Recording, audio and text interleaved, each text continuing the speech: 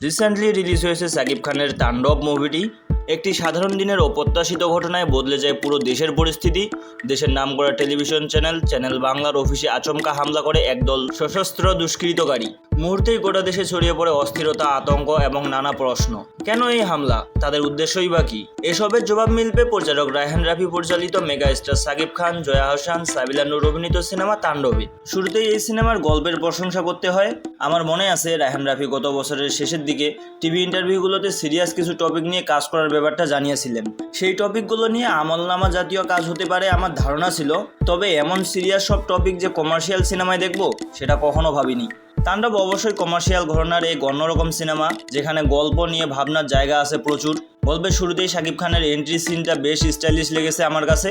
এরপর গল্প যতই এগিয়েছে ততই টেনশন বিল্ড করে এগিয়েছে।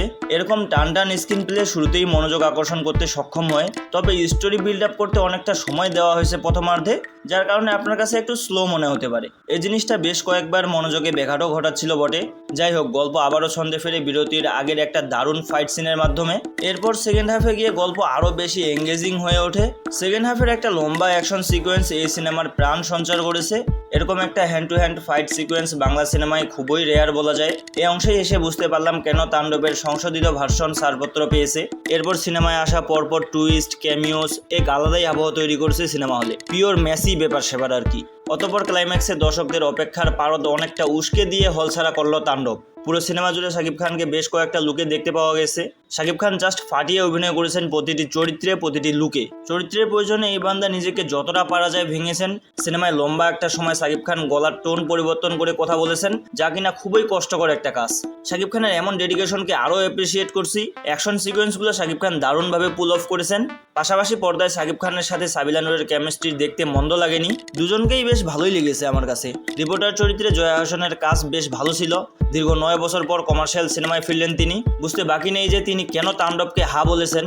গল্পের মূল নারী চরিত্রটি জয়া আহসানের এবং তিনি বেশ ভালোভাবেই তার চরিত্রকে ফুটিয়ে তুলেছেন। পাশাপাশি আফজাল হোসেন গল্পের চরিত্র অনুযায়ী যথেষ্ট স্পেস পেয়েছেন এবং বেশ ভালো করেছেন।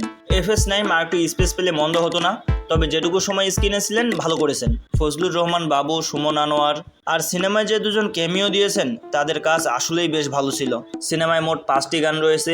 টাইটেল ট্র্যাক এবং র্যাপ সংগুলো গল্পে আলাদা ভাইব ক্রিয়েট করেছে। অরিন্দম ভট্টাচার্যের কণ্ঠে তোমাকে এই অ্যালবামের সবচেয়ে শ্রুতিমধুর গান। লিচুর বাগানে এই গান নিয়ে সমালোচনার জায়গা রয়েছে, তবে গান হিসেবে আমার কাছে মন্দ লাগেনি। আরাফাত মহসিন নিধির ব্যাকগ্রাউন্ড মিউজিক যথেষ্ট ভালো ছিল। তাহসিন রহমানের সিনেমাটোগ্রাফি বেশ ভালো ছিল। কালার গ্রেডিং এবং সেট ডিজাইন জুৎসই হয়েছে। এবার আসি সিনেমার নেগেটিভ দিকগুলো নিয়ে। সিনেমার ফার্স্ট হাফ নিয়ে আমি প্রথমেই বলেছি, ফার্স্ট হাফে স্টোরি বিল্ড আপে অনেকটা সময় খরচ করা হয়েছে, যা কিনা কিছুটা বোর করেছে।